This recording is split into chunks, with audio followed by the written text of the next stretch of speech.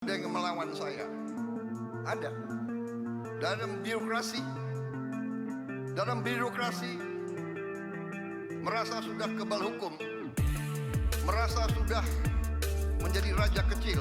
Membuat penasaran, sosok raja kecil yang mengganggu Prabowo untuk sedikit demi sedikit terkuak setelah orang dekat Prabowo Dhanil Ansar Simanjuntak buka suara. Badan penyelenggara haji ini mengatakan upaya mengganjal program Prabowo sangat dirasakannya. Meski tak menyebut sosok, namun mantan jubir Prabowo saat menjadi Menhan ini menyebutkan ciri-ciri yakni orang dalam birokrasi. Lalu anggota Dewan Pembina Gerindra ini menyinggung sosok pejabat yang diduga ingin melakukan perbaikan meskipun tidak mudah. Diketahui Prabowo menyinggung soal raja kecil di Kongres Muslimat NU Senin tanggal 10 Februari 2025 lalu saat dia mengambil langkah penghematan. Sementara itu, Ketua DPP PDIP Deddy Sitorus heran dan meminta Prabowo membuka saja sosok itu ke publik. Sebab PDIP tak memiliki intelijen untuk melacak sosok itu. Yang menilai harusnya Prabowo tak perlu bicara ke publik.